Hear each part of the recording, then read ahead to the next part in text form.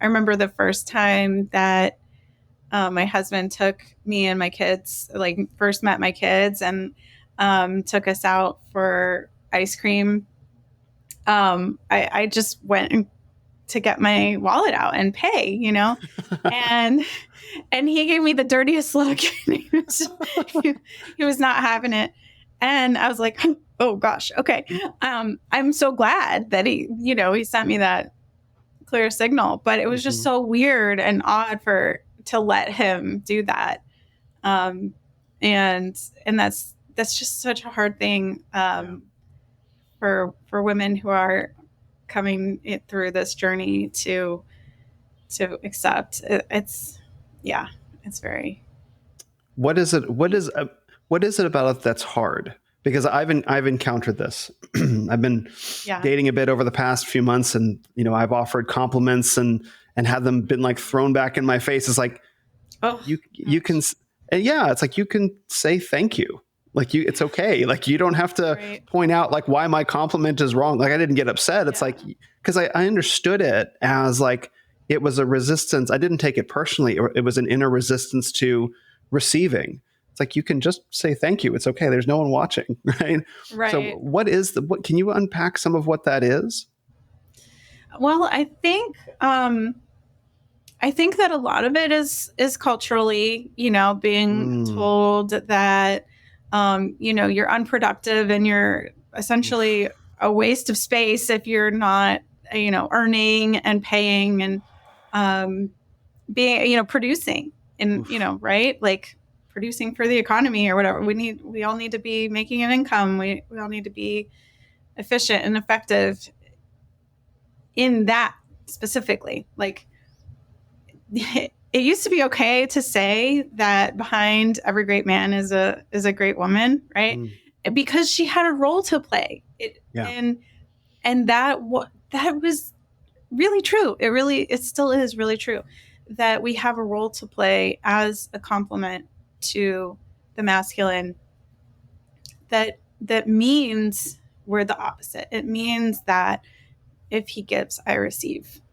And I think a lot of it's cultural, but at the same time, I think that there's going to always be a grain, maybe a temptation, you would call it, or maybe like, like a tendency to sin, like that I'm too proud, like it's just there, you know what I mean? And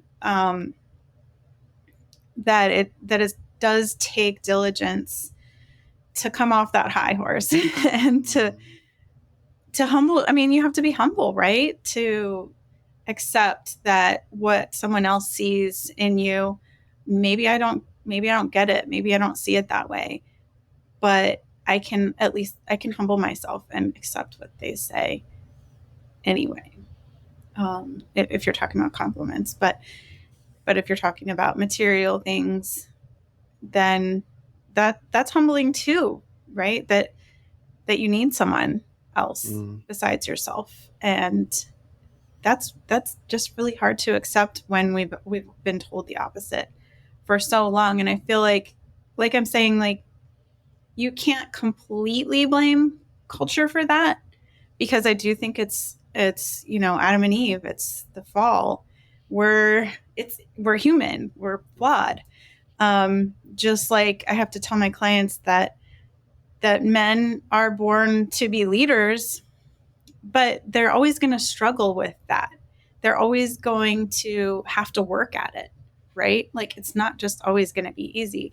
And by the same token, it's not always going to be easy for us to receive and humble ourselves and be submissive and that kind of thing too. I'm really appreciating this dialogue, because you're offering the other side of the coin to a lot of things that I talk about. There's an idea going around, and I've talked about it on Twitter and Instagram lately, that when the right masculine man comes along, submission will just be effortless for her. Mm-hmm. And I don't think that idea is true. I think we want to believe that it's true. I think all the men who propagate that idea hold themselves as this image, like I'm a master of the universe and I'll show you how it's done.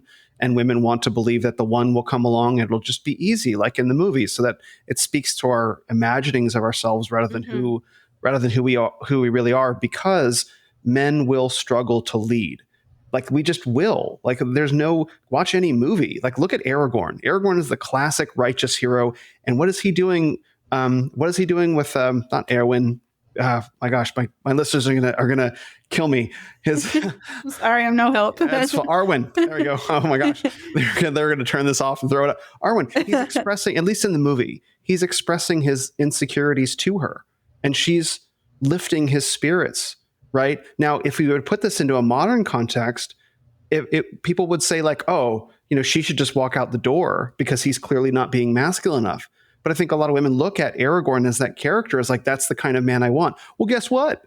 At the last moment that they're put in the movies, again, putting the crown on his head and he looks insecure.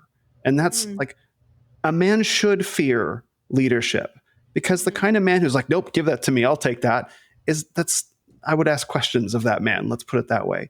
And so maybe you can talk through how you mentor women to be more comfortable with the notion that their man is and always will be imperfect, no matter how hard he tries, no matter how much effort he puts forth. That will have to be something that they have to be comfortable with, that there's no man that's going to be perfect. Right. Yeah. And I think I like what you said about there being sort of I don't think you used the word fantasy, but I think there's sort of an element of fantasy that women have, that I'm going to be the tough adversarial, like untamable woman. And he's just going to come along and tame me. Right. Like, I can be as, right. You've seen, I mean, oh yeah, there's some ridiculous stuff out there. Oh yeah. You don't deserve me at my best if you can't handle me at my worst. And oh my gosh. Stuff. And I mean, what I tell women dating is that you have a job to do.